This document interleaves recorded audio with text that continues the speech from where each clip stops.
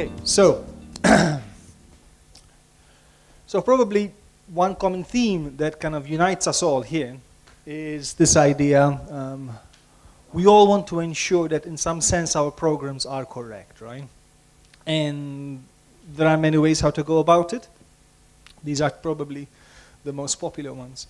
Testing, model checking, type checking nowadays is becoming more and more expressive, right? So if your program type checks, you kind of know that it's free of certain bugs. But I'm going to focus on this one because it's arguably one of, at least amongst us, one of the most exhaustive, one of the most, let's say, formal. So in model checking, typically, you take your program, you try to extract a model of some sort, and then you perform analysis on this model, right? So this is how, in a nutshell, how it works. But what if, and this what if happens a lot in practice, right? Building the model for the system is expensive and complex, right? And what if this model changes quite often, right? So we have this idea that a system is there and it's fixed, right? And it doesn't evolve, it doesn't change. But that's a fallacy, right, in practice, right? It changes all the time, right? So what if building this model, it's not worthwhile, right? And, or what if it's actually not possible to build the model, right? Many systems we have to treat like black boxes, right? We can't look inside them, right? Or actually, some systems we don't even have at our disposal before we actually run them, right? If you download an app and you run it, right, you don't have the source code to analyze beforehand. So what do we do in these cases, right? So one solution or one option, it's this notion of runtime verification. And this is a diagram I'll be going back to again and again and again and again. So a quick overview. There are the following components, right? So you have your system, right? And you have your notion of correctness, which typically you would specify in some logic, right? Some program logic. And what happens in runtime verification? Well, I say, listen, I don't know what's inside there, but I can observe you executing, right? So when I observe you executing, right, I will somehow obtain an execution trace, which is typically a sequence of events, okay, that the system produced. And then we have a program here, which is called a monitor, right? Now this, we're going to talk a lot about. And what does this monitor do? Well, its role is to analyze these events one after the other, right? And then at some point, right, it typically reaches a verdict, right? Either a yes or a no, I don't know, and there are a number of verdicts you can reach. And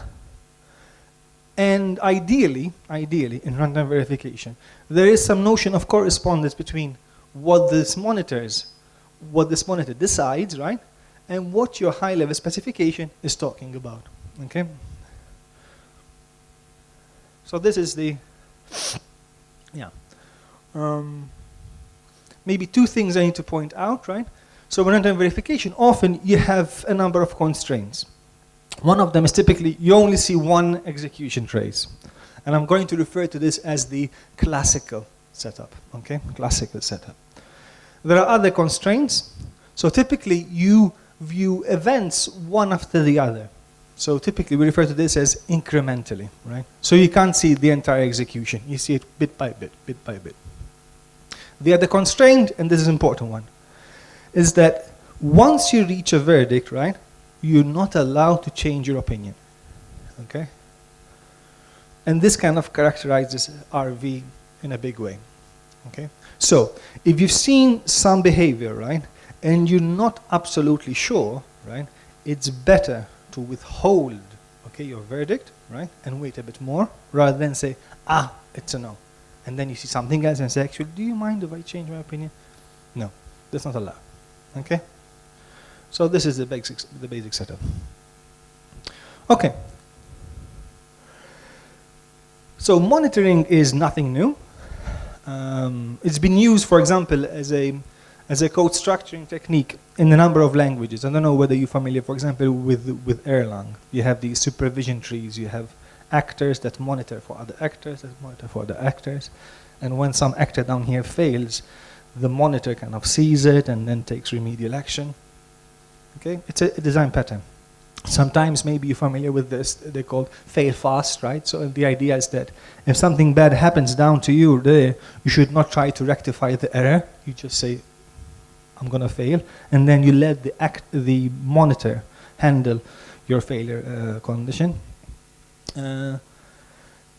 Monitors have also been used in practice for as an incremental method of development. So typically what you do is this. You have your basic system, right? And then at every location where you use it, you have different needs. For example, someone may need to run this piece of software, excuse me, in a more secure setting. So then what you do is this. You define a wrapper around it, which is essentially a monitor. And it kind of either filters things going inside the system, or it filters things going outside of a system. Okay, so it runs it inside a cocoon, right? And there are some technologies like Docker or whatever. I mean, these are all instances of monitors, okay? But for the scope of this talk, I'm going to focus on monitors for these two purposes. So monitoring as a lightweight verification method, and runtime monitoring as a post-deployment verification method. So one thing maybe I should have mentioned earlier on is that testing, model checking, type checking, well, sometimes, most of the time. These are all pre-deployment verification techniques. So before you run your system, right, you perform a certain level of analysis, right? Runtime verification, I think one of its major advantages is that I can do it after I start executing my system, right? And there are many cases where this is the only option that you have. Okay. One important thing is the way I view runtime verification, right, is that it is just one tool in your arsenal, right? So I would argue that if you want to check that your system is correct, right, chances are you won't just use one verification technique. You will use a number of them, right? So runtime verification is one of them, okay? And typically, there are certain cases where you can use it. There are other cases where it's not very good. So then in those cases, you would use other verification techniques. Okay? So it's just one tool in our arsenal. And it's been used in a number of applications.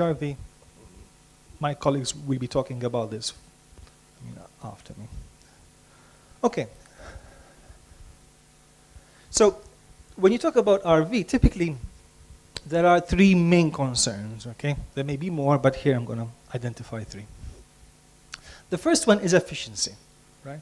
So typically, if you have a runtime verification system, right, one thing you want to absolutely ensure is that the runtime overheads, so the extra overheads, execution overheads, that the monitor induces, right, they are not too high.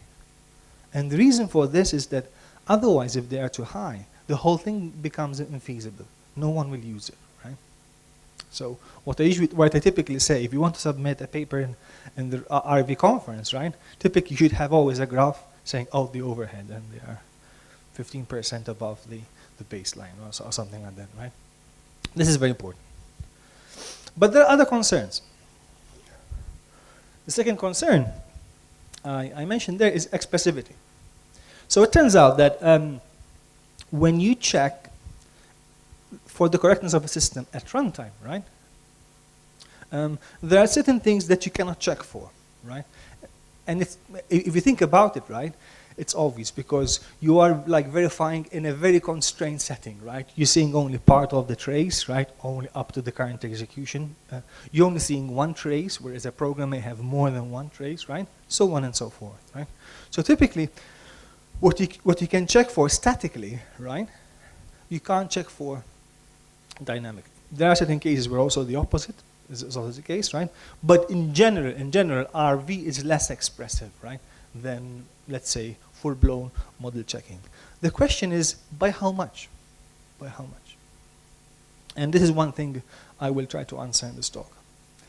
The second thing, which I think is also very important in runtime verification, is correctness. Correctness of what? The correctness of the monitor itself, right? Because if you think about it, right, what we're saying is this. We're saying, listen, your system may not be correct, but don't worry, right? Don't worry. I'm going to put next to it another program, right? And it's going to tell me whether your system is correct or not, right? But who tells me whether your monitor, your program, is correct itself? Okay? So we're going to talk about what we understand, or what could we understand by a correct monitoring setup. Okay? And this is important. I think actually it's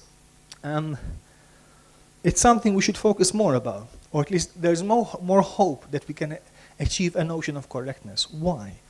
Because generally, the size of the system is a lot larger, right, than the size of the monitor, right? So traditional techniques that normally don't scale, right? For example, model checking the entire system. There's a higher hope that they will work when we just analyze the monitor, okay? So this is the insight there. To be able to do this, you need some compositional techniques, but more or less, you get the idea. Excuse me. So, for the last few years, I've been working on these two aspects, together with a number of people, not just me. I was trying to understand the expressivity limits of Arly, and then I think I was trying to understand a number of correctness criteria, and actually methods to ensure that your monitor is correct. Of course, what is correct for one person, what is a correct monitor for one person is typically different from another person, but I think it's still a step in the right direction to try to put these down on a piece of paper, right? To make them explicit. This is what I understand by a correct monitor. Okay. So, a quick outline of the talk. I will not assume any prior knowledge, and I'll try to keep it at quite a high level. So I will give you some preliminaries, though, typically about the logic I'm going to assume and the model. Then I'm going to talk about monitors and instrumentation. And then I'm going to talk about monitorability and monitor correctness. The two actually are interlinked. And finally, yeah, we're going to take it a step further. Okay. So, preliminaries. So in the preliminaries, essentially, I'm going to talk about this and this, right? And what it means for this to satisfy a specification in here. Okay? So what's my model? How do I describe my systems? Well, I'm going to choose a very, very basic model, graphs. So this is my description of a system, okay? It is just, well, this is the description of a server, right? It has two states, right? When it is in this state, right, it accepts requests. Once it receives a request, it goes in this state, right? And then it acknowledges back. And then it does this over and over again, over and over again. This is another implementation of a server. It has similar functionality. It accepts requests and then acknowledges back, and it can do this over and over again. Okay?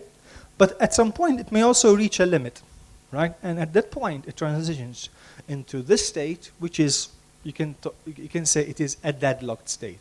What is a deadlocked state? It's something that from there, I don't observe any other computation. This is a third implementation of a server, right?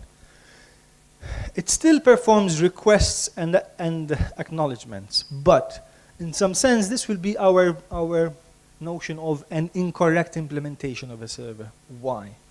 Because the server, in some sense, behaves non-deterministically. Well, sometimes when you ask for a request, it gives you back an acknowledgement, but sometimes, on Mondays, right, it goes here, right, and it gives you back 2 acknowledgements, right? And this will, in some sense, denote incorrect behavior, okay, for us. So, these graphs, they have a formal underpinning. Typically, they're called LTSs, Label Transition Systems. Okay? So what's an LTS? I'm going to bore you a bit. Well, it is a triple, whereby you have a set of states, right, PQR, a set of actions, right? So they're just labels, okay, these actions. Now, in LTS, it's very normal to distinguish between external and internal actions. So external actions are actions that you can observe externally, right? Internal actions, as the name implies, you don't see them, right? So the internal actions, typically, you use the symbol tau, right? For the scope of this talk, I won't talk too much about these internal actions, but just for your own sake, know that they're there, okay? And then the core aspect of an LTS is this ternary relation between states. And typically, this is what we call a label transition. So P transitions to state Q via label alpha. Okay? And this is a very nice way how to write this. Okay, so 3 elements. So for example, let's go back to our server, right? So that server we can describe using this LTS. It has a formal underpinning. Okay? It has 3 states, R, R1, and R2. It has 3 labels, rec, acknowledge. And we always will assume that we have the tau, right? But I will sometimes ignore it. And then you have 4 transitions, right? From R, using rec, you can go to R1. From R, using rec, you can go to R2, so on and so forth. Okay. Annoying quiz. So some of you may be wondering, okay, so LTSs, well, I've seen automata. What's the difference between an automata and LTS? They're very, very, very similar. And actually, for the scope of this course here, you can assume that they are the same. But there are some differences. I will quickly go over them. Well, typically, an automaton, it has a finite number of states and a finite number of labels. LTSs, they are slightly more general, right? You don't need to have a finite number of states and labels. Typically, LTSs, you don't talk about final states, whereas in automata, final states, they tend to play an important role. And in the LTSs I've showed you there, you don't have a start state, so to speak, right? And in automata, typically, you have a start state. There are versions of LTSs that have a start state. These are called rooted LTSs, right? And here I will toggle between general LTSs and rooted LTSs. And there are some other small differences, like for example, and typically in an LTS you have a clear delineation between what's an external action and what's an internal action. In automata, this doesn't usually play a major role. And an important thing is this. So in automata, in the automata tradition, typically they make it explicit whether they understand whether the automaton is deterministic or non-deterministic, right? And this actually typically affects a lot the theory, right? So up front they tell you, oh, this is a deterministic automaton, or this is a non-deterministic automaton. LTSs, they start off with by not specifying anything, right? So typically, an LTS usually can be non-deterministic, okay? We don't talk about this, so we assume less about the model, okay? But apart from this, more or less, we are on the same page, okay? Okay, so we've seen the description of a system, okay? They're just automata. How do we specify correctness properties about our systems? That is, what would be a good logic? Well, there are a number of options. The logic I'm going to choose is this logic. It is a logic about graphs, right? I'm going to quickly explain what these symbols mean here. So you have the basic constructs, right? You have falsehood and truth, right? And you have conjunctions and disjunctions. They should be standard, okay? Then you have 2 important operators. This is called the necessity operator, right? It's actually a modal operator, and you'll see why. And this is the possibility operator. What does this mean? So the necessity operator is this. So this is satisfied by any state P such that whenever, right, or for all alpha transitions, right, that it can perform, right, where it goes to, it should then satisfy psi. Okay? So this is the necessity. For all alpha transitions, wherever you end up in, you must satisfy psi. The possibility is, so this is a for all. This is a there exists, right? So a state P satisfies, I'm going to call this diamond alpha psi, right? If there exists one transition, right? At least one. There may be more. Whereby P can perform an alpha transition and then goes to a state, and this state then satisfies psi. Okay? Caveat. In the case of necessity, right? Notice that I said for all, right? For all alpha transitions. This means that if I don't have any alpha transitions, I satisfy this formula trivially. Okay? Because it's a for all. So I have none, it's a for all, right? Okay. Yeah, so this is the mathematics. It's what you would typically expect, right? Falsehood is satisfied by no process. Truth is satisfied by all the processes. Conjunction is intersection. Disjunction is union, and this is essentially what I showed you pictorially earlier. And knowing quiz. So what does this formula mean? Any ideas?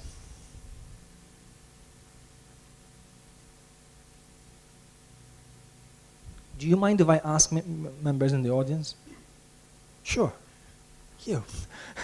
What do you think diamond alpha true means?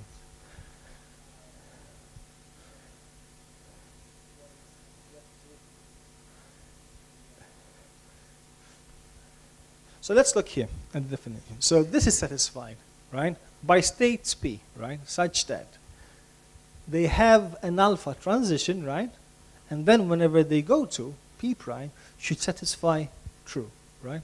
Now, any P prime can satisfy true, right?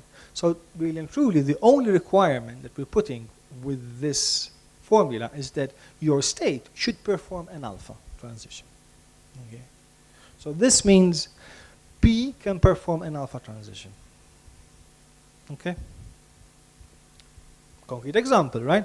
So if we go here, right? If I write rec true, right? R would satisfy this because it has a rec transition. Actually, it has two, right?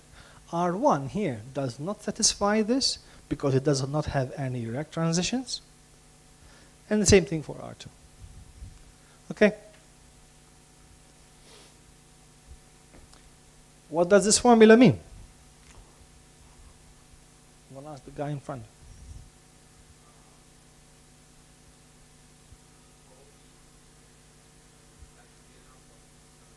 Good. So whenever I perform a beta transition, right, from my current state, right, for all of them, right, after there, I should be able to perform at least one alpha transition. So in this case, R, right, satisfies this formula because for all of its rec transitions, it has two, right? It goes here and it goes here, right? In both cases, they can perform then an acknowledgement, right? So R satisfies this. What about R1 and R2? Do they satisfy? Yes. The reason is that here I'm saying for all rec transitions, well, R has none. So I'm done. Same thing for R2.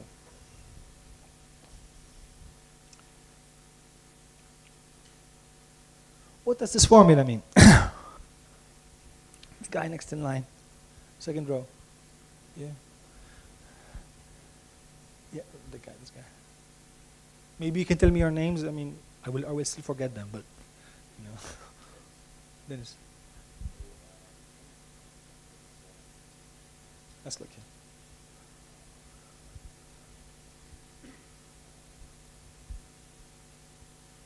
So, yeah.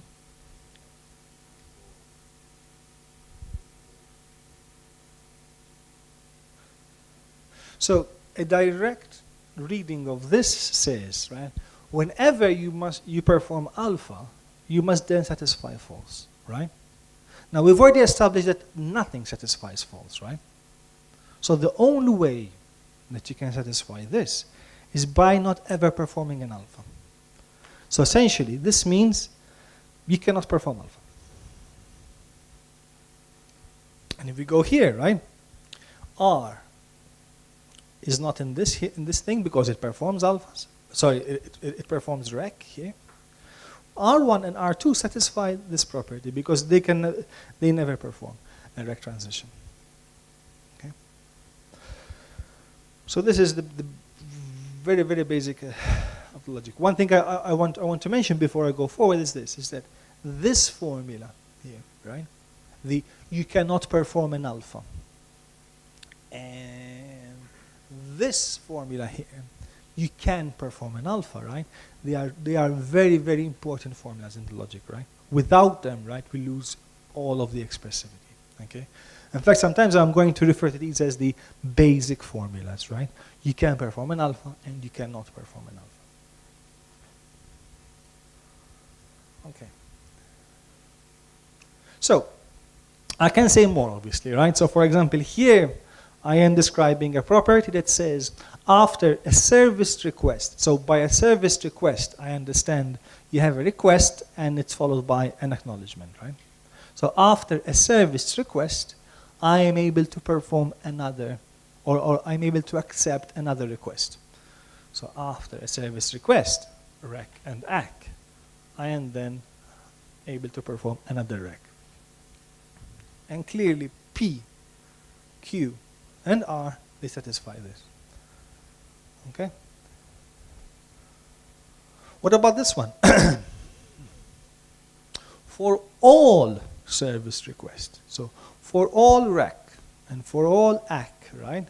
Afterwards, I should be able to perform, or I should be able to accept a request.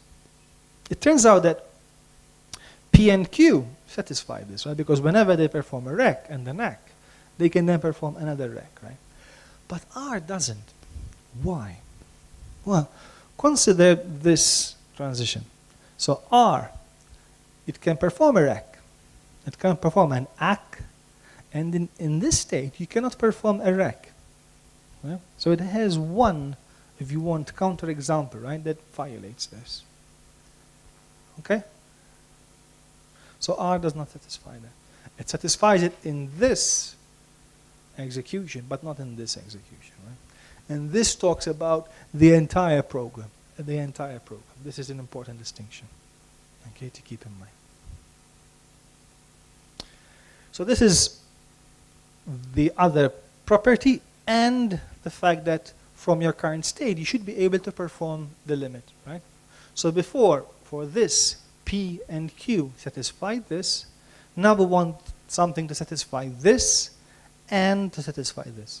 And clearly, Q satisfies this and P does not satisfy this because it can never perform the limit action. Okay?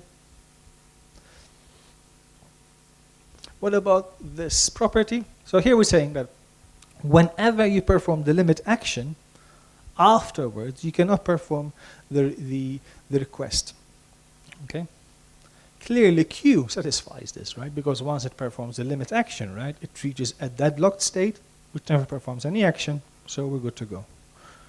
What about P and R? Do they satisfy this formula?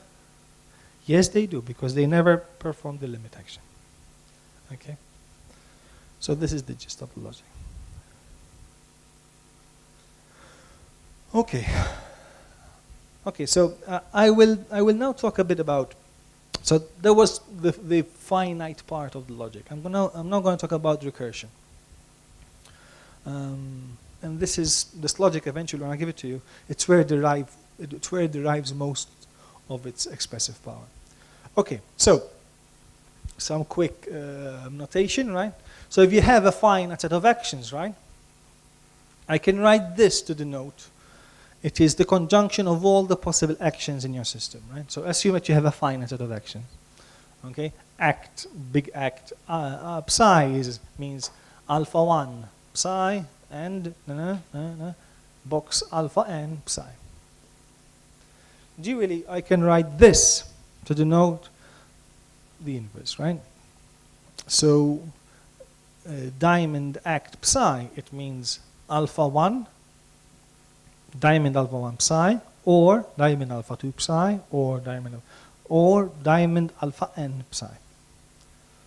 Okay, why am I saying this? Well, because now I can maybe describe this notion of an invariance. How do I describe that something that a formula psi always holds? Right? Well, the obvious way would be to describe it in the following manner, to say, well, psi holds now, and whenever your system performs an action, right, any action, right, psi still holds, and whenever your system performs two actions, psi still holds, so on and so forth. Okay, and this is how I would describe invariance, right? How would I describe the possibility, right? The fact that eventually I will exhibit some behavior. Well, like this. Well, there's a possibility that eventually I will satisfy psi if either I satisfy psi now, or after one transition I satisfy psi, or after two transitions I satisfy psi, so on and so forth. Okay. Now this is fine, right? But there's a problem with this, right? And the problem is that this formula here, that's an infinite formula, right? It goes on forever. And my logic is, it's a finite logic, okay? The syntax is finite. Same thing here. So how can I deal with this? Well, the obvious way, at least it's obvious for us computer scientists, is to introduce recursion, right? And to write this as something like this. Well, invariant psi is if either, right, you satisfy psi now, sorry, invariant psi, if you satisfy psi now, and after any action, you go back here. And it's this again. Okay, recursion. Same thing for possibility, okay? I can describe this finitely using recursion, okay, or using a recursive description. So I will eventually, there's a possibility that I will satisfy psi. If either I satisfy psi now, or there exists an action, right, and then eventually I will satisfy. Now, these are equations. And the idea here, what's happening here is I'm specifying an equation, right? And it is, so whatever I want to talk about is the solution to that equation, right? Now, I don't know what your level of mathematics is, but typically there's a danger when you define things like this, right? Because in general, when you define these equations, you can have more than one solution, right? Or none, right? So you may specify something like this, and it can mean actually not what you really need, or not what you really want. And I'll give you some examples of this. So for example, consider in the case of the natural numbers, right? So now we're going to have equations, right, over the natural numbers. Consider this equation right here. This equation there that has one solution, right? When x is 0, it satisfies this. Okay? Mind you, this is called the fx point. Okay? Fx point. What about this condition? Well, this equation, this one has many solutions, right? Actually, all the natural numbers satisfy this condition. What about this condition? How many solutions does it have? No solutions. Okay? So when we specify something like that earlier on in our logic, right, there's a danger that we would specify something with no solution whatsoever. But let's consider a domain that's closer to our domain. So our domain is sets of processes, right? This is what our logical formulas they're talking about. Let's consider sets of natural numbers, okay? If you consider this equation, right? So this is any x such that when you union it with the set containing 1 and then perform an intersection with the set containing 1, it should be equal to itself. Okay, this one has one solution. It is the set containing 1 that satisfies that. No other set satisfies that. This equation has two solutions. Can you name them? Well, the set containing 1 is one of them, right? What's the other one? The empty set. Very good. The empty set. So the empty set will satisfy this equation. Okay? So sometimes you specify something, and then it means that you have two solutions. And then the question is, which one do you want? Okay? So there's another problem. Yeah. This one has many solutions. Okay? And this one has no solutions. Why is this important? Well, it's important for this reason, and it will become apparent hopefully soon. So, when you have formulas over processes, right, like the ones we have, right, and you have holes in them, right, like for example, consider this one, right, you can see them if you want as a function, right, so in the sense that give me a value for your x, and then I will compute the set of processes. So give me a set of processes that I can put for x, right there, and then I give you back a set of processes that satisfy box alpha and your x. There. Okay, so give me a set of processes, I give you back a set of processes. So if you see this way, it's like a function, right? From sets of processes to sets of processes. It turns out that it is a monotonic function, okay? And if you consider the sets of processes, right, and set inclusion, right, it forms a complete lattice, right? You know what lattice is, right? So if you take one set, okay, of process and another set of process, typically you can order them, okay, in this one big structure. So when you have these two conditions, right, then there is this quite old result, which is Tarski's fixed point theorem, which says that when you have these two conditions, right, then for any function of this form, right, it always has the largest fixed point that always exists, and the lowest fixed point, and that always exists. And moreover, they are unique. Okay? And this is a huge burden of us, right? So this means that we can talk about the largest fixed point that satisfies this equation and the lowest fixed point that satisfies this equation. Safe in the knowledge, right, that 1, they exist, something satisfies it, 2, they are unique. There are no 2 largest fixed points. There's only 1, right? So we are pinpointing a specific solution. And this is very important. Now, so we know that the largest and the minimal exist. Question is sometimes when you are a specifier is which one do you want, right? So here I'll give you a bit of a taster, okay? So for example, consider this LTS, right? It contains 3 states, right? P0, P1, and P2. It has only one action, alpha. And P0 performs alphas and then goes back to itself.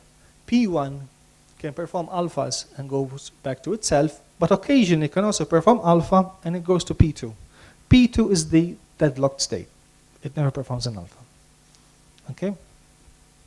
So do you remember the invariant, right? Want to say that this always holds, right?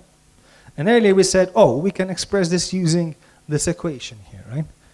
Question is this the maximum or the minimal fixed point that I want? Well, let us instantiate it, right? So if I take the invariant that, for example, you must always be able to perform an alpha, right? Diamond alpha true. Over the set of actions, where in here in this simple LTS, I only have one action, right? Alpha, right? Then that equation would translate into this thing, right?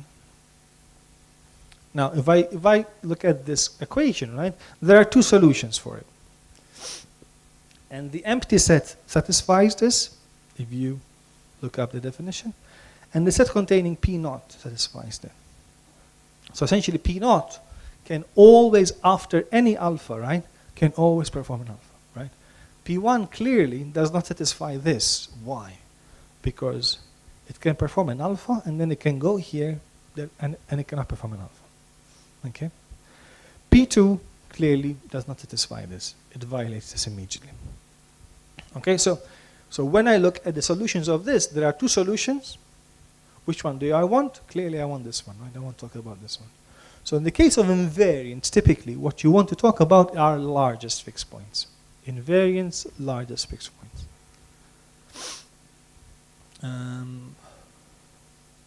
In the case of possibility, right? And I'm going to give you this example, right? This is the possibility of eventually not being able to perform an alpha, right? This would be your equation, right? We have two solutions, this one and this one, right? Clearly, we want to talk about these states. So we want to talk about state eventually, right? They can reach a state whereby they cannot perform an alpha. This one we don't want to talk about, right? But if you consider the solution for this, you end up with either this state or this state. In this case, in the case of possibility, what you want to talk about is the least fixed point, right? Okay. Most of you typically, when you define something recursively, probably you already talk about the least fixed point, right? So this is the full logic in all of its glory, right? You have the previous constructs, and then you have these recursive operators, right? You have maximal fixed point, minimal fixed points, and you can have recursion variables. Okay. This is the definition of semantics. For the scope of this course, right, I will only focus on the finite part, right? But be aware that there is recursion, and this is where you go into infinite states, right? Because if you limit yourself to the finite part, then the problem becomes too simple, okay? So then I would just argue, why don't you just model check your system? And it's a valid question, right? So there is recursion, right? There's maximal fixed points and minimal fixed points, but in the examples I will focus on here, typically, I will not talk about them because they tend to be quite hard to do this. Yes?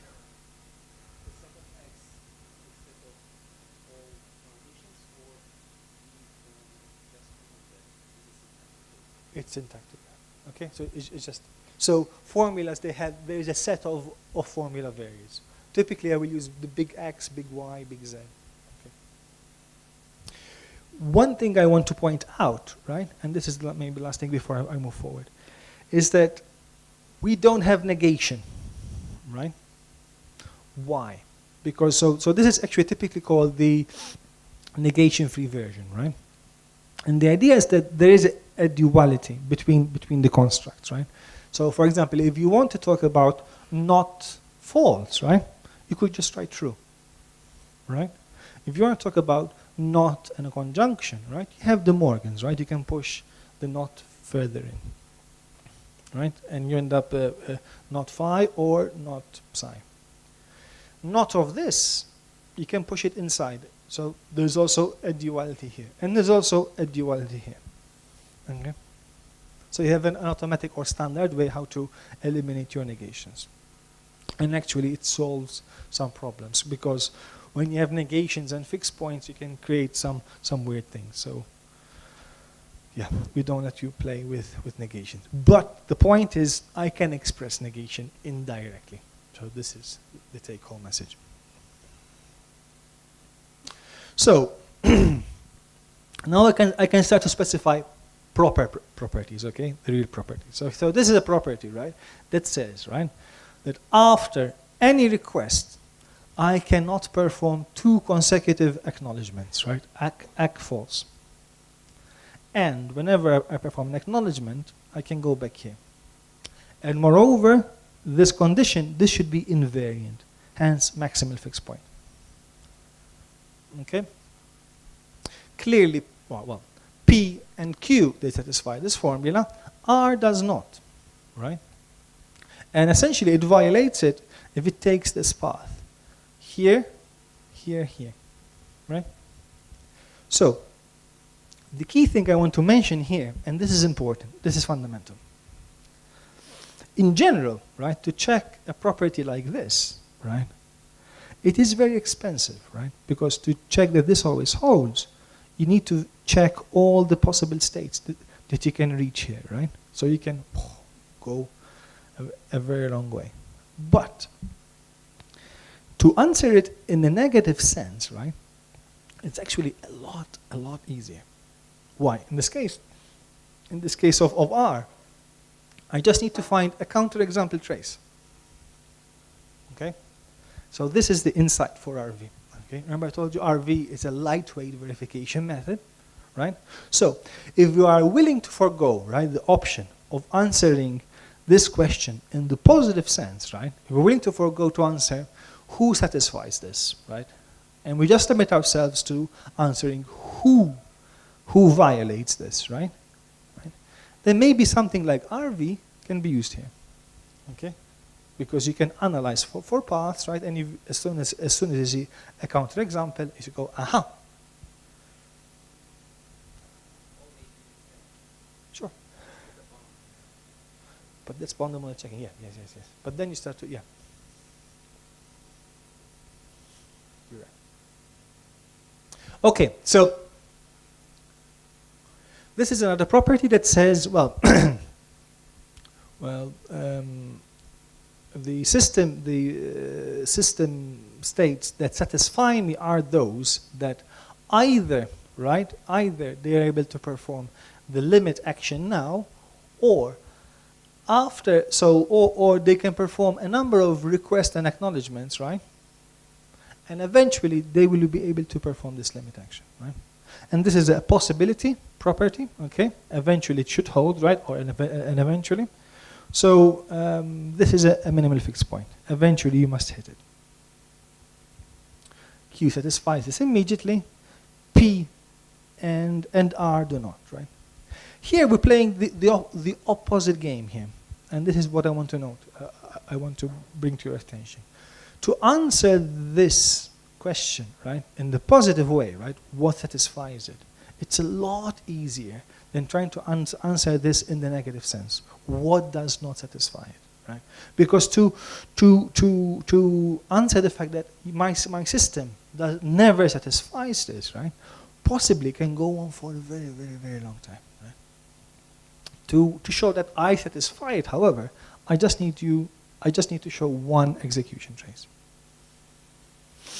And I will revisit this point later on. Okay. Yeah, this is just a question. So just beware, right? So sometimes saying whether you want a minimal or a maximal fixed point actually ends up specifying something that you don't really want, right? So if we specify this as a minimal fixed point, Q satisfies this. What happens if we change this to a maximal fixed point? Well, then all three states end up satisfying that, which is not what you want. And the idea there is that with maximal fixed points, you can keep on going inside the loop here, right, forever. And it allows you. So in this case, P would satisfy this. So P would satisfy this formula by always going rec, ac, ad infinitum, forever, without ever performing the limit action. And same thing for R. Okay. So it makes a difference whether you specify the minimal or the maximal fixed point. Okay, where are we? Monitors instrumentation. Okay. So we talked a lot about this. All right? Actually, about this. Now I'm going to talk about this part here. Okay. So what we essentially want to talk about is this part here. So essentially, I'm going to talk about a particular instance of RV. I'm going to call it synchronous runtime verification. What do I understand by this? Well, what I understand by this is that the system produces events, right? Beta and alpha, right? And it produces one event and it says, monitor, analyze this. The system waits for the monitor, okay? The monitor analyzes it, right? And it says, okay, go ahead. And it goes back here. It produces the next event, right? And the monitor analyzes it, so on and so forth. At some point, right, it may reach a verdict. It may get a beta prime and say, I've seen enough. No. Or I've seen enough. Yes. Right? Occasionally, it's also useful to have what is sometimes called the inconclusive state. And essentially, we can see this being, listen, whatever I'm going to see in future, I probably will never ever reach a conclusive verdict. And this is typically denoted by the question mark. Okay. So how do I specify monitors? There are many ways. I'm going to choose this one. Right? This is, it's called the regular fragment of CCS. So essentially, I have verdicts, which is either inconclusive, the no or the yes. I have the prefix, right? I analyze alpha and then I transition to a new monitor state M. I can have the choice. I can either behave like M or like N, and I have recursion. So I can specify things like this. So this is a monitor M1 whereby that if it sees a request followed by 2 acknowledgements, it reaches the no verdict. And if it sees the limit action, it reaches the yes verdict. Okay? This is a recursive monitor, right? That if it sees the limit action, it just reaches the no verdict. And if it sees a rec followed by an acknowledgement, it goes back here. Okay? What's the semantics of this monitor description? Well, you can give it using transition systems. Okay? And they're quite straightforward, I think, right? So this performs an alpha transition and it moves to state M. This, it has 2 options, right? If M can perform an alpha and goes to M1, M prime, then this performs an alpha and goes to M prime. And if N performs alpha and goes to N prime, same thing here. This is recursion. The key one is this one. So the idea here is this. Once I reach a verdict, right, I can analyze or I can transition with any action and I still stay in that same verdict. And here we're describing that verdicts are irrevocable. Once you reach a verdict, you cannot change your mind. Okay? So what do those rules do? Essentially, they take something which is syntactic, right, and they give it semantics. And essentially, they turn it into another automaton. Okay? So essentially, if you want to see this in a different way, I am using automata to describe my monitors, right? And actually, in RV, this technique has been used a lot. Okay. So we've described this chap here. So now what one describe is what I call instrumentation. And by this, what I understand is this. If you give me a system with its own semantics, right? And you give me a monitor with its own semantics, how do I compose them together, right? And give a semantics for the monitored system. So the system executing at runtime while the monitor is observing it. And the idea is this. I have a system which I am describing using an LTS, right? And I have a monitor that I am describing using an LTS. Mind you, I want to point out this important distinction. The LTS of the system describes something slightly different from the LTS of the monitor. The LTS of a system essentially describes the fact that P can exhibit the behavior alpha and transition to P prime. The LTS of the monitor talks about the fact that monitor M can analyze event alpha and transition to monitor M prime. So this one exhibits and this one can analyze. So if I have 2 semantics, right, then a monitored system, right, which is P monitored by M, right, if P can perform an alpha and goes to and go to P prime, and M can analyze alpha and go to M prime, then they move together and they go to M prime and P prime. Right? The interesting one is if P can perform an alpha and M cannot analyze it, right? We see this as, in a sense, some notion of under specification, right? So P performed an alpha and M wasn't expecting that, right? It doesn't know where to go. So the key thing is this. Monitors are passive, right? They should not affect the execution of a system. They should just observe and reach verdicts, right? So we still let the monitored system perform the alpha transition. So we don't block the system, right? But the monitor M then transitions to the inconclusive state. And as you know, once you reach the inconclusive state, you always stay there. You never leave there. Tell me, Gerardo.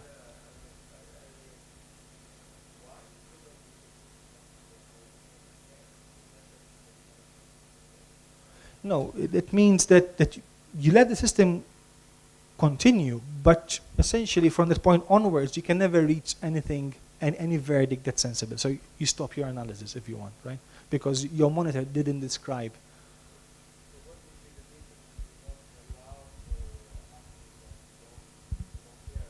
Yeah, then you would leave that as M.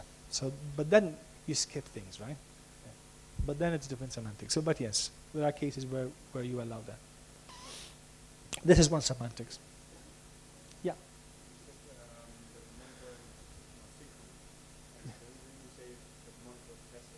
Yes. So the monitor should not influence. Yes. But it's synchronous. Yes. There's either in time or in thought, let's say, a reaction. Yes. So synchronous in the sense that they move together. So the dual would be asynchronous. So the system forges ahead, it creates events, and you put them in the buffer, and then at some point the monitor catches up with you. So synchronous in this sense, right? So they move together. Yeah, so two important things that I'm describing here. The execution trace here, it's implicit, right? I am analyzing it incrementally, one action at a time, okay? And the other thing is that the monitor is passive. The system drives the execution of a monitored system. So if P can perform an alpha, then the monitored system can perform an alpha, okay? This is important. Yeah, this is another slide. So this is the instrumentation relation that you would have when you have taus, and I'm not going to go over it. I think it's enough.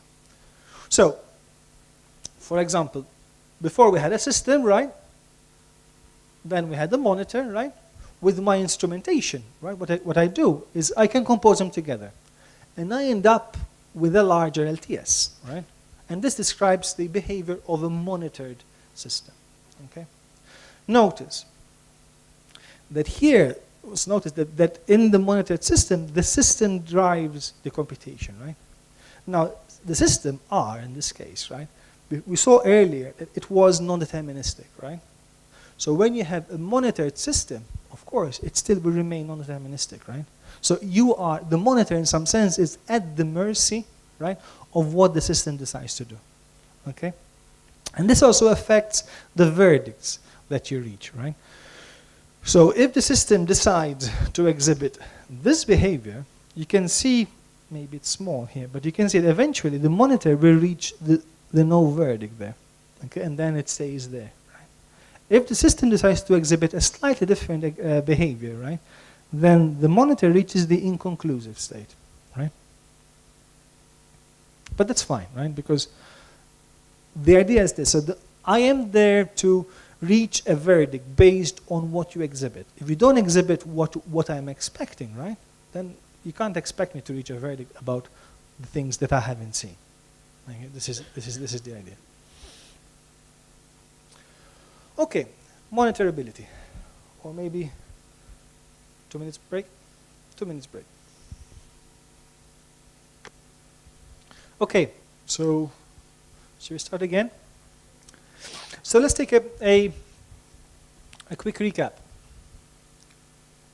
So back to here. So what have you done so far? So we've seen how these guys behave, right? And we've seen what it means for something correct to be observed by a system, right? And then we've seen this part here, right? What happens when the system runs and it exhibits certain behavior, right? And then the monitor analyzes, right? And we have to also describe this formally. So now the next part is we're going to relate these specifications, right, with respect to the behavior of the monitor, with respect, so vis-a-vis or parameterized by some behavior of a system. So stated otherwise, we've seen what logic means, right, on the one hand. We know what monitoring does on the other. Logic has these kind of outcomes in some sense, right? In the logic, we specify whether a system state satisfies a property or whether it does not. At the other end, we have monitoring, right? And it gives us just a number of verdicts, right? And the question is, what is the correspondence between these two? And in a nutshell, if you want, this is what embodies monitorability, okay? Monitorability. It is the relationship of your logic, right, with respect to the behavior of the monitor, okay? Now, first of all, there's a bit of a mismatch here, right? Because In some sense, this talks about system states, right? Where this here need not talk about system states. So let's try to bring these two at the same level. So I'm going to define two predicates. Essentially, this says, what does it mean for a monitor M to accept a system P? Well, monitor M accepts a system P if P can exhibit a trace T and go to state P prime, and following this trace T, M can reach a yes verdict. So this is what it means for a monitor to accept a system P. Dually, a monitor will reject a system P, right, if there exists a trace T and a state P prime, such that when you compose them together, right, in the instrumented monitored system, right, this thing, after performing T, it can reach the no verdict. What does this give me? Well, essentially now, I have something that is more easier to compare, right? And this allows me to establish a correspondence between a monitor M and a property phi. So intuitively, what I want to say is this. Monitor M corresponds with property phi if for any system P, for all P. So give me a P up here, right? I put it in here, and ideally, typically, you would have, whenever I accept the P, right, then P should be in this property, and whenever I reject the P, P should not be in there. Okay? You can also see this. So, in the one hand, from here to here, right? So, if you give me a phi, right, I can see this as this notion of what I understand by monitorability. So, a monitor property phi is monitorable, right, if there exists a monitor M that satisfies some notion of correspondence. So, what I mean? Okay. I'll keep this. I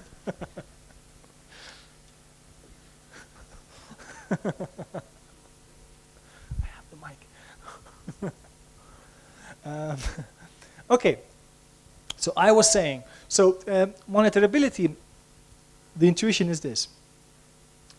Give me a phi, right? If you can give me a monitor M that satisfies somehow my correspondence criteria, let me go here, right? That would mean that my property phi is monitorable, right? If you give me an M, sorry, a phi and an M, right? This correspondence can also mean what I understand by a monitor to be a correct implementation or a correct monitor to monitor for phi. Okay, so it has a dual role. Monitor correctness and monitorability of the property. And this is what I'll be talking about. So, in one direction, right, we can talk about this and we call this soundness. What do we mean by this? So, what this says is, whenever your monitor, right, accepts a system P, right, then it should be the case that system P is in the property. And when a monitor rejects, it should be the case that the system is not in the property. So this would be sound. So my verdicts are in some sense sound with respect to the semantics of the logic. And this is what I just said, right? A monitor M soundly monitors for a property phi, right, when you observe this implication. And here are some examples, right? So for example, this monitor here that performs an alpha and then reaches no, soundly monitors for this, right? Because this monitor only gives rejection verdicts and never gives any acceptance verdicts, right? And whenever it gives a no, it's actually the case that the system does not satisfy that. Sorry, because the system should not perform an alpha, right? So if at runtime it exhibited an alpha and I reach a no, then clearly it's not in there.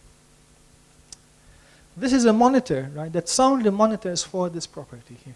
So this property says either you're able to perform an alpha or you're able to perform a beta. So here, the monitor here waits. If it sees an alpha, it reaches a yes. If it sees a beta, it reaches a yes. This monitor here, the one we seen earlier here, it soundly monitors for this property. So what this property says is that after any sequence of betas, you should never be able to perform an alpha, right? This monitor essentially what it does is, if it sees an alpha, it reaches a no. If it sees a beta, it will reach the inconclusive state, right? So it only reaches rejection, right, if the system performs an alpha immediately. For all other cases, it never reaches rejection. But it is sound, okay, according to my definition.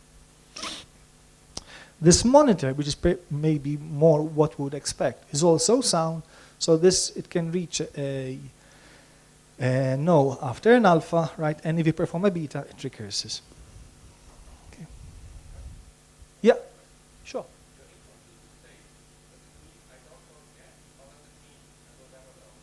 I will never know. So, question. Does this monitor for the soundly or unsoundly? The guy at the back. What's your name? You? Yeah, sure, yeah.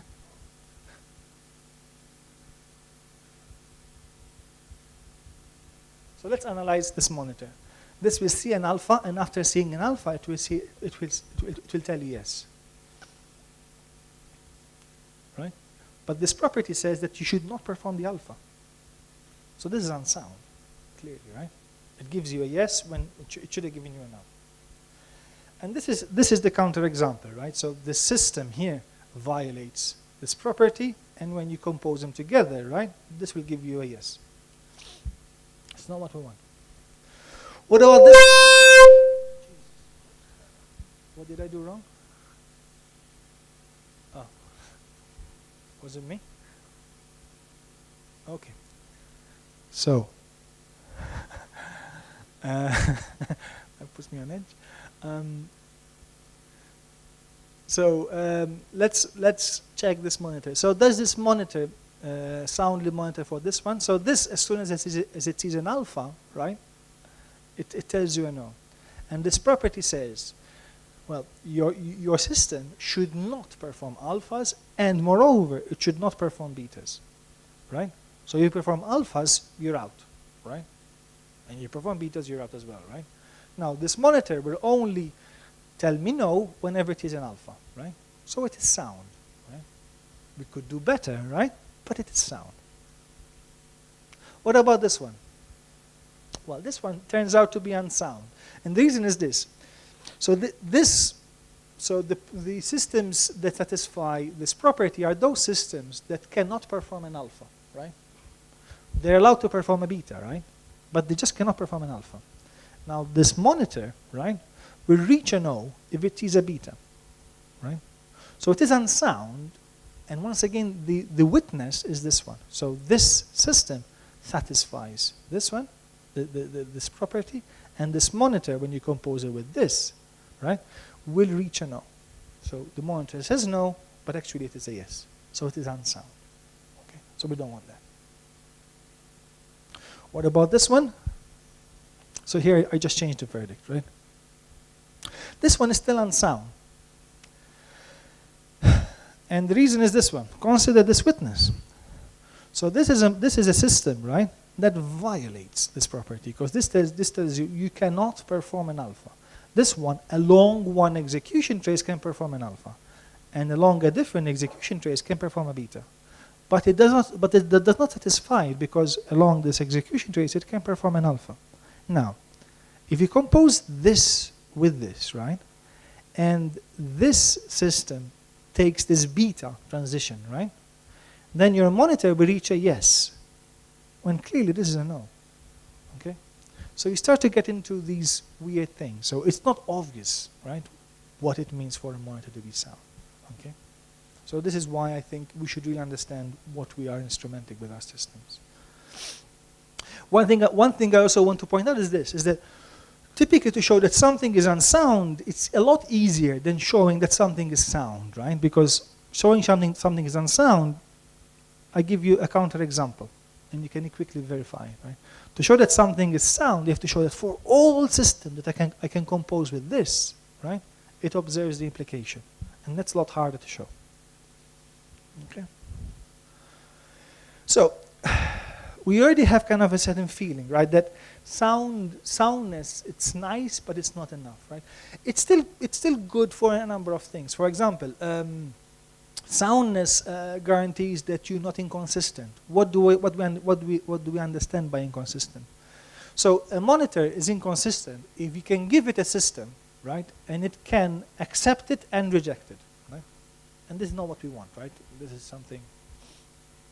So if you give me at least the verdict should always be the same for a particular system. And actually it turns out that soundness implies that your monitor is not inconsistent. So at least it is a sanity check. And this would be, yeah, the proof. I'm not going to go into it. But just believe me. But we've already seen, right, that soundness is a bit weak, right? So this monitor soundly monitors for this property, but we can do better, right? It turns out that the inconclusive monitor, right, is trivially sound, right? It never gives us a rejection or an acceptance, right? But it's arguably useless, right? Right? So we want something more. Now, the obvious thing would be to ask for completeness, right? So not only that whenever you give me a verdict, it corresponds to the logic, but whenever something is inside the formula, right, then the monitor, if it corresponds to it, right, it gives you an acceptance. And if a property is not in there, it gives you a rejection, right? So here I'm going to define two properties. Yes?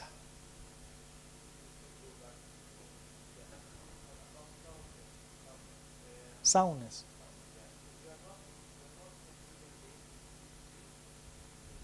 I'm not, yeah. Yeah.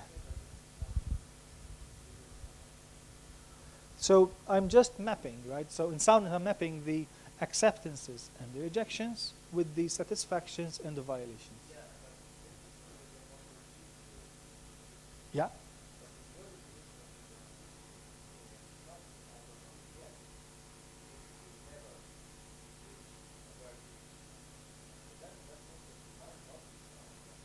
Why?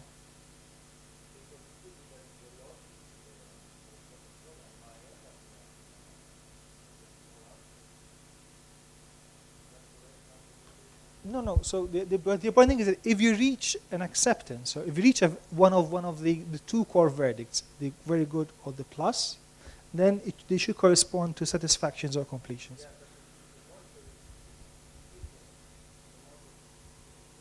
Yes. I am not putting a constraint on how the question mark maps to something in the logic.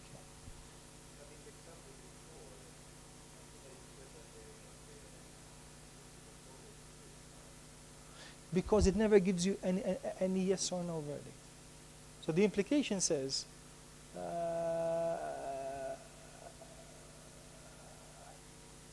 sound. It means that whenever you accept something, that then this P must be in there. And whenever you reject, then this P must not be in there, right? It doesn't talk about the question mark. So since the question mark never gives me any ACK or any REC,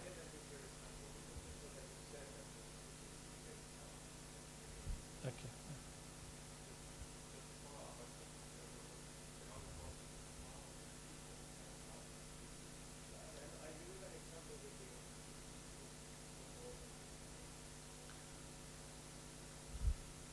Do you mind if I pick up your question afterwards, though?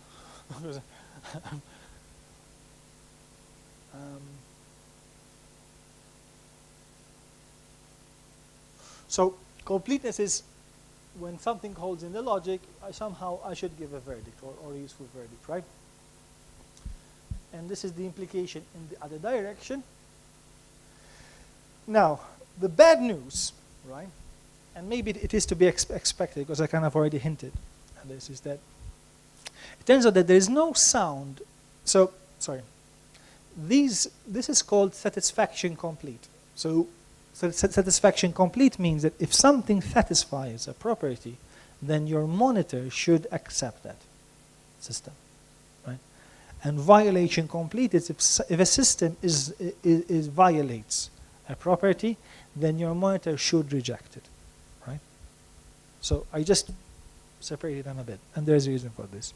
It turns out that there is no sound monitor that is also violation complete for this property. Yeah. And I will attempt this. I'll try to give you an outline of the proof, right?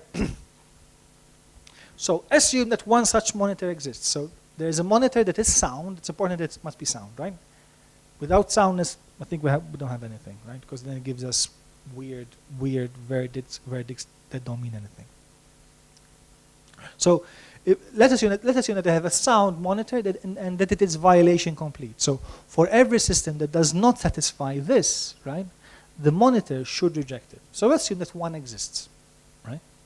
Now, since the system that performs nothing, this is the deadlocked system, it doesn't do anything, right? Trivially, this violates this property because this property requires your system to perform an alpha, right? So if this monitor exists, then this monitor should reject the deadlocked state, right? Now, if it rejects the deadlocked state, if you look at the instrumentation relation, right, it should reject immediately because the deadlocked state will never exhibit any action, right? So the only way it can reject is if it rejects immediately, right? Your monitor. Independent of any observation, because this nil will never give it any observation, right? But if it rejects irrespective of the observation, right, it will also reject this state, this system, right? But the system satisfies this, so it makes it unsound.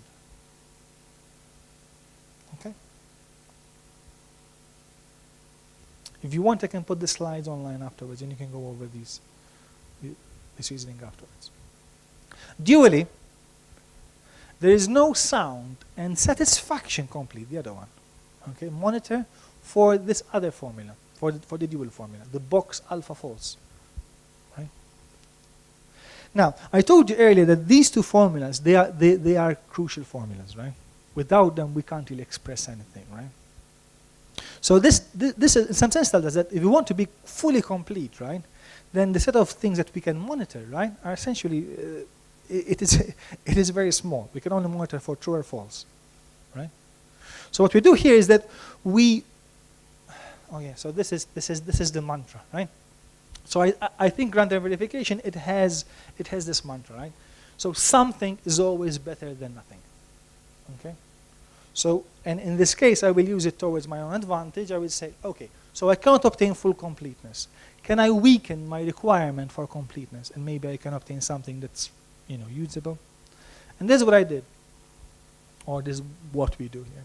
So we say, so we talk about partial completeness. So instead of requiring violation complete and satisfaction complete, we say, listen, you can either be either satisfaction complete or violation complete. Okay? And this will be our notion of a correct monitor. Right?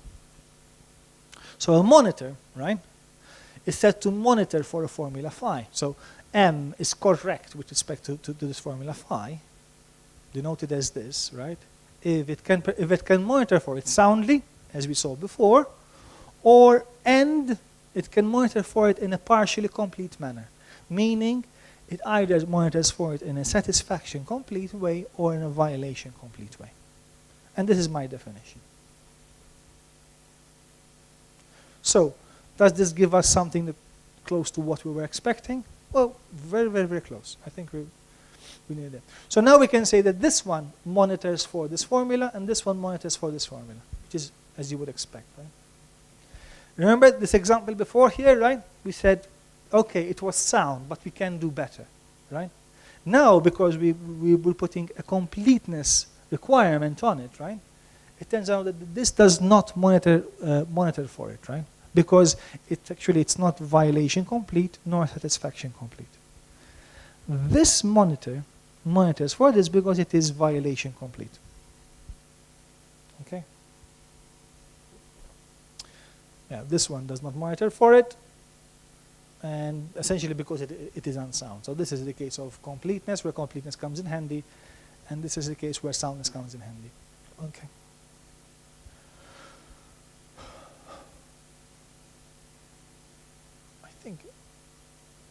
Yeah. Okay. So So now I think, so what I've done here is I came up with a definition of what I understand by a monitor to be correct, right? I told you earlier, I'm going to be tackling two aspects of runtime verification. One is correctness, and this is this one, right?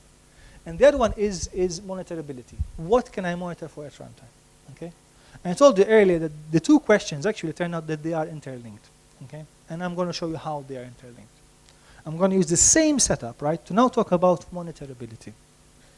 So, what is monitorability? Well, a formula phi is monitorable if there exists a monitor M, there can be many, but at least one of them, right, that adequately monitors for that formula phi, according to my definition.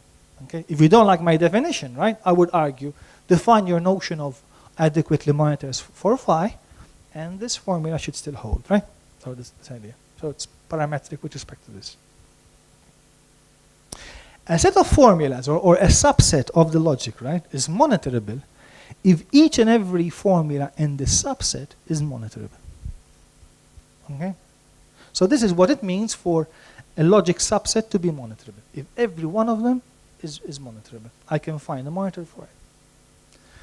And here I just want to point out two things, right? Well, to show that a subset is monitorable is actually quite hard, right? Because there are two universal quantifications that are hidden in there. One is you have to show monitorability for every formula in your sublogic, right? And often logics they are infinite. The number of formulas that you can specify, it's an infinite, right? Syntactic. And once you pin down the formula, you have to show that this is monitorable, right? So you have to give me an M, and you have to show this. And then here there is a universal quantification, right? For all systems, for all P, this must hold. So there is a universal quantification over all these. Two universal quantifications. So it's very hard to show that a logic is, or a subset of the logic is monitorable in practice. Okay. Here I'm going to give you some intuition of why certain formulas are not monitorable, right? So do you remember this? So we said earlier that this R satisfies this formula. This is, you can perform a rec transition, right? And in fact, the monitor for it is this one, okay? According to our definition, right? This is not, okay, in this property because R1 cannot perform a rec transition, right? But we cannot give you a monitor to give me a no for this case. But that's fine because we only require either violation complete or satisfaction complete. Okay? So, yeah, something is always better than nothing, right? And this is the compromise we're happy with. So, and this is how RV kind of works, right? So if I weaken the requirement, right, I can actually say something, right? And in some cases when I don't have the full option of performing the full model checking, this is actually good enough, or could be good enough. Dually consider this one. R satisfies this formula. This is a formula says that you can never perform an ACK. R cannot perform an ACK here. But there is no monitor that can give me this verdict, BS. But that's fine, right? Because for all those states that violate this, I can give a monitor that satisfies it. So in this case, I can give you a monitor that is sound and violation complete. Okay? Once again, the mantra. What about this one? So this is a property. I think we've seen it earlier.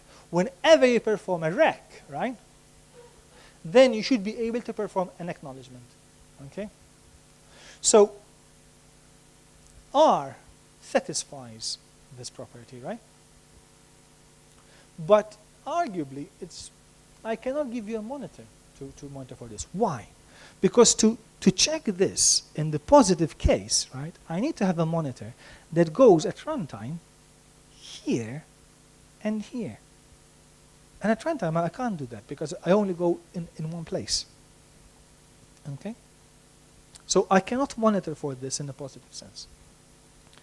In fact, consider this one. So this R prime, right, violates this property because along this path, right, here, you just state that cannot perform an ACK, right? But to be able to check for this in a positive way, I need to go both here and both here. It's like branching in time.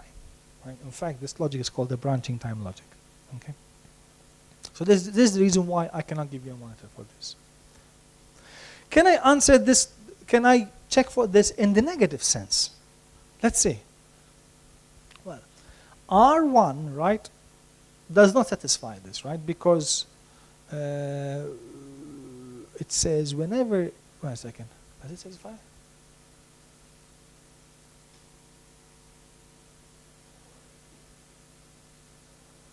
Why doesn't R1 not satisfy?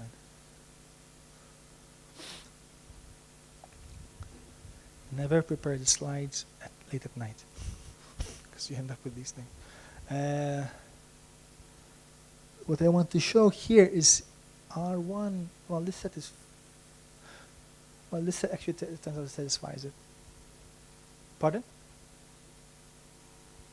R2 satisfies it because it can never. So this says for all rec, and neither of them have a rec. So what I want to show here, right? Well, I lost the thunder here.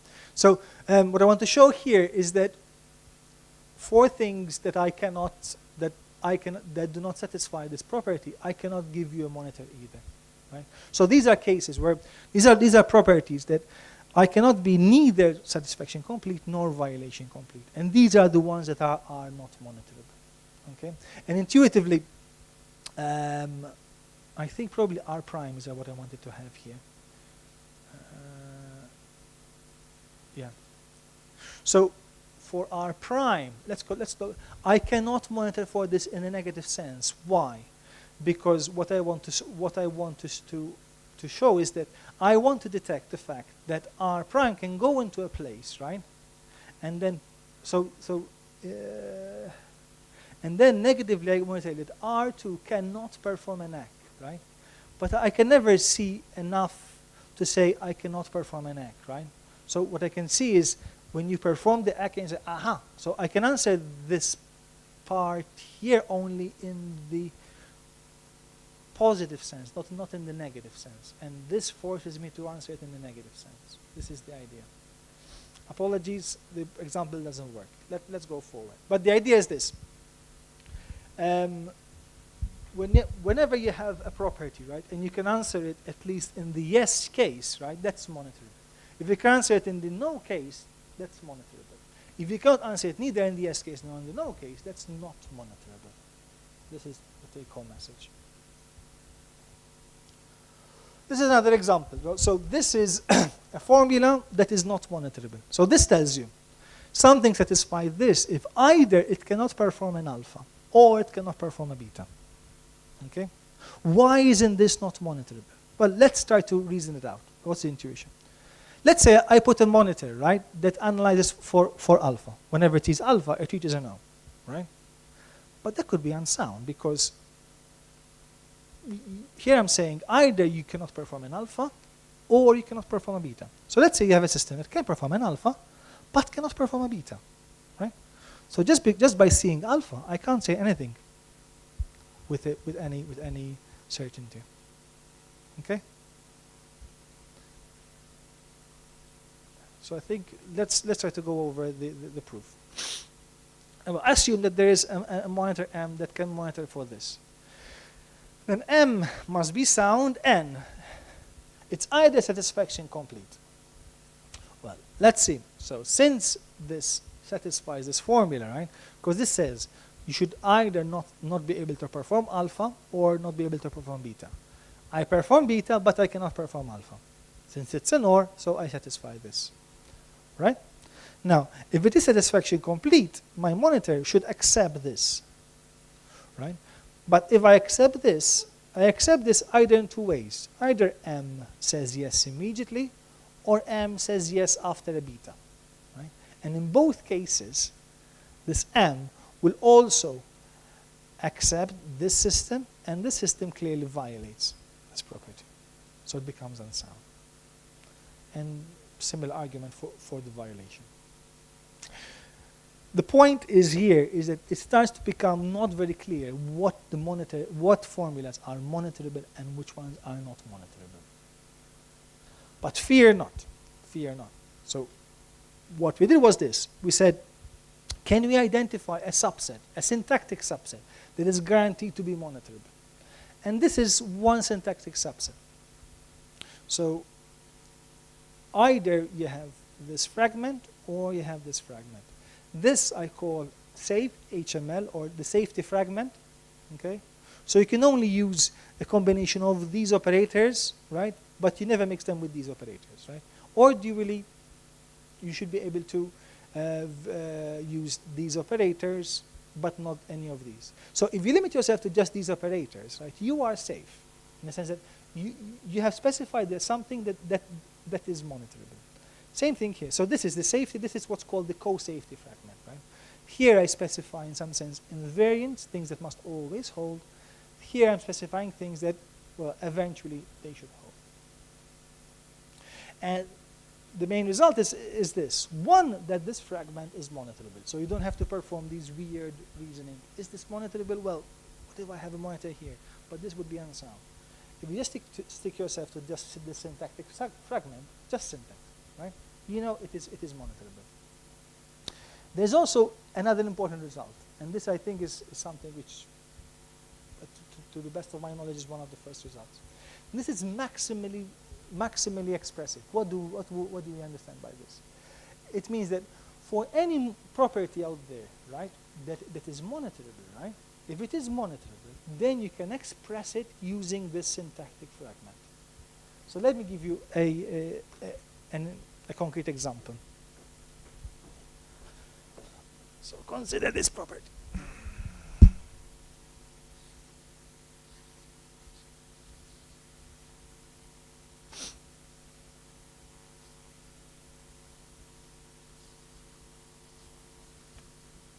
Can you all see this?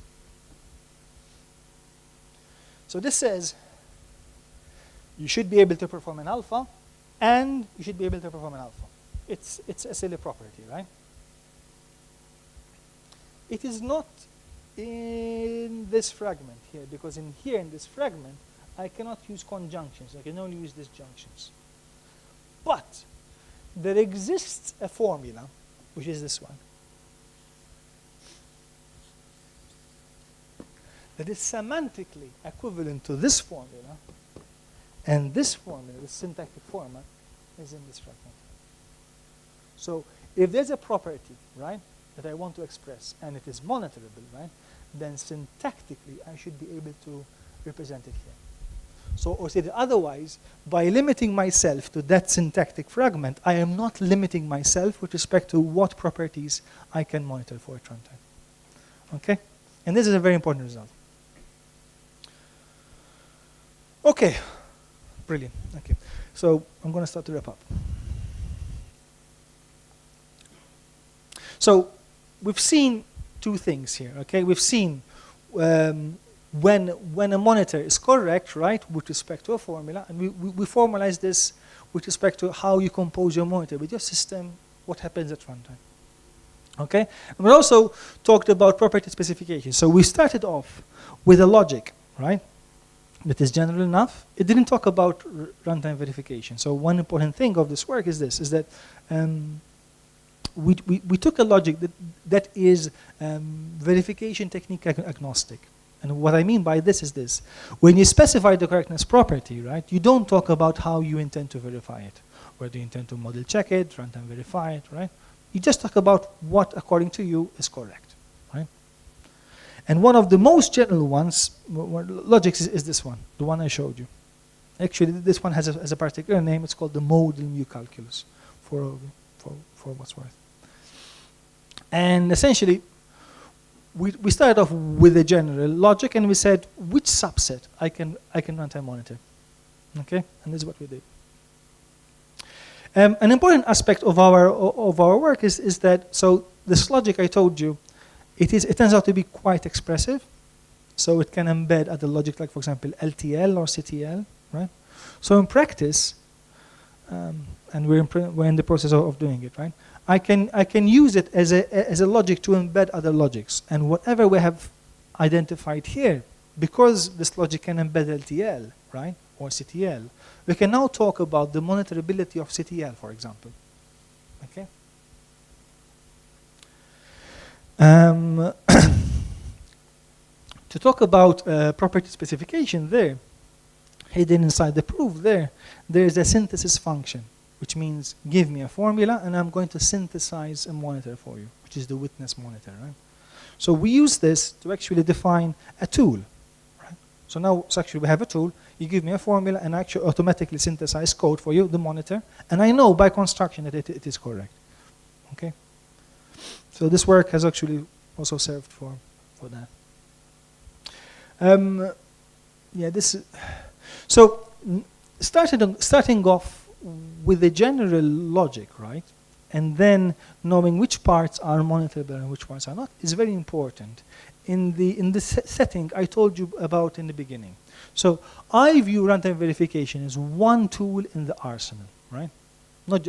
So typically what you start off with is a correctness property, right? So knowing which part of this property is runtime monitorable and which ones are not, right, is important because it allows you to decompose your verification strategy, right, according to the property. Maybe I can check for some parts statically and I check for the other parts dynamically, right? And this is called combined verification techniques. And there are some other people who are doing this, okay? But I think an important guiding light or searchlight is knowing which parts of your logic is monitorable and which ones are not.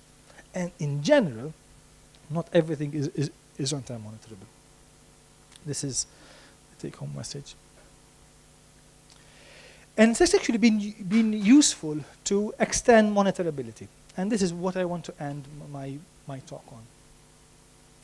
Okay. So, essentially what we've done is this, right? We've said that if you consider this basic setup, right, then the maximum things that you can runtime verify for is this. And you cannot runtime verify for more, right? Which is a good news, but in some sense it's also bad news, right? Maybe it's because I'm reaching 40, but I mean, like you said, is this it? Right? Isn't there anything else, right? This is all I can monitor for. My job is done. And we were doing some other work, right? And we started to see actually in practice, right, you can runtime verify for more things. So let me give an example. So this is work we had last year. So typically, you view your system as one big monolithic thing, right? One big system. But in practice, you can view your system as made up of different components, right? And when you start to view it as different components, you can actually attribute events to a specific component, right? So if I see this event, only this component could have generated it, and this event only this component could have generated it, right? Not only that, sometimes you also know that your big system, certain components or certain subsets of components are completely independent from one another, right? So if this produced an event, right, and this produced an event, probably you can also reach with a high degree of certainty that this particular ordering, you can also have had this different ordering of events, okay? So what this gives you is this. When you see an execution trace, you can actually start to infer other possible execution trace, right? This actually turns out to be a particular case. This has been well studied. It's called, I always screw this up, Mazurewski's traces, okay? Whereby you take a trace, right, and you can swap it around, and it's another valid trace of your system, okay? So this kind of extends your monitoring setup. In the beginning, we always had one system and one trace. Now we have one system and possibly a number of traces. And this, obviously, and inevitably, it increases the kind of properties that you can monitor for at runtime, okay? So this was an insight. I think then we said probably we can do better, or at least probably there are different runtime verification setups whereby you can extend the limits of monitorability. And this is what we studied, or what we've been studying recently. So in particular, we said, okay, traces. Okay, so yeah, what are traces used for these days? Okay, so typically traces they are used to report the events that happened in your system, right? Okay. But what if traces could also report the events that I could have not done? So let's say I have a trace and it says, listen, I performed action alpha, but from this execution point, I could have never performed action beta.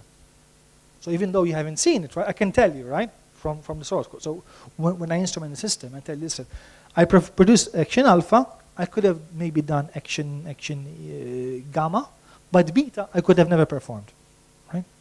So now you start having more information in your traces. Okay.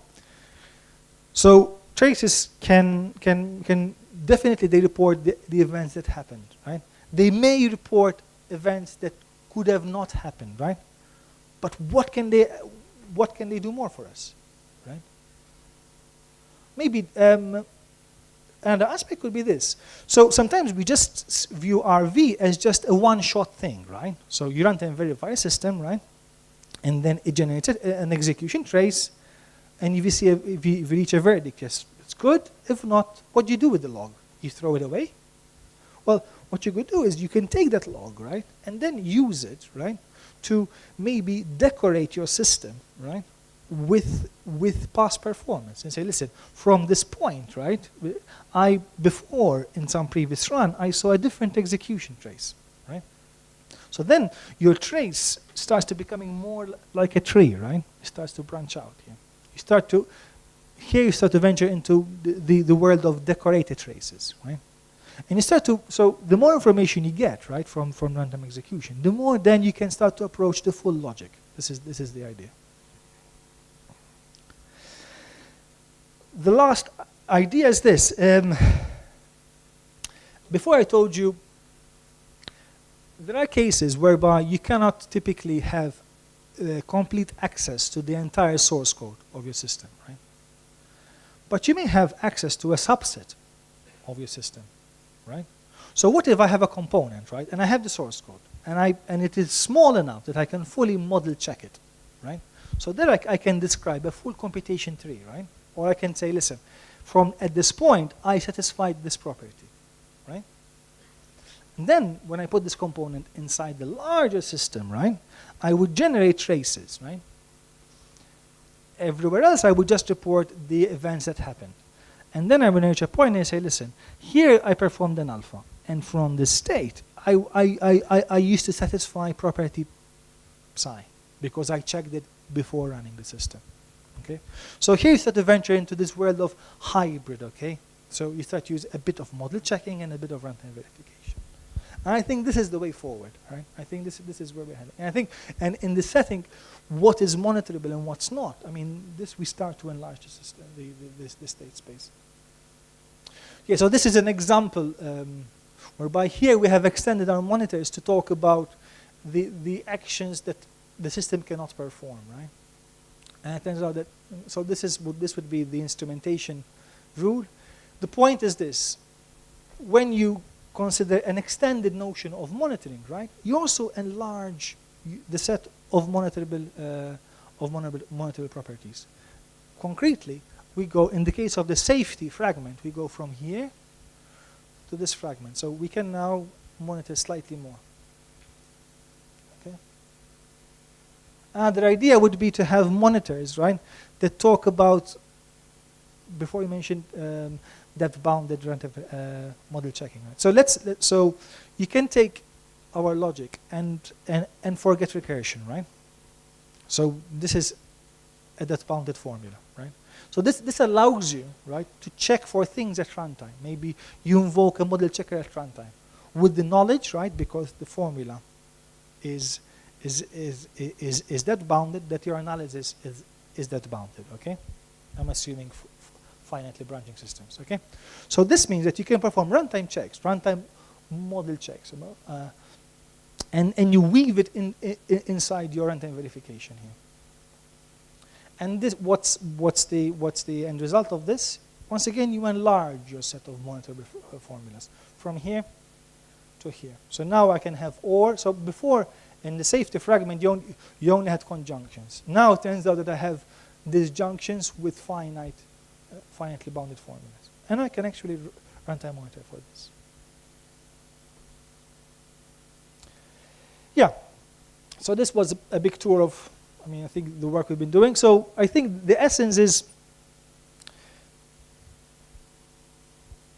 we tried to start off from a step back, and we said, listen, let's assume that we have a logic that does not talk about runtime verification, and let's go to runtime verification and see where we end up in. And then once we got there, and we said, okay, so this is the maximum things that you can runtime verify, right? Now we said, how can we try to get back to the full logic? How can we extend runtime verification, right? But somehow we're always guided by this notion of monitorability. And I think this work, I didn't do it all. I was lucky enough to work with a number of very clever people. And yeah, and if you have some questions, maybe you can get in touch with me afterwards. Thank you very much.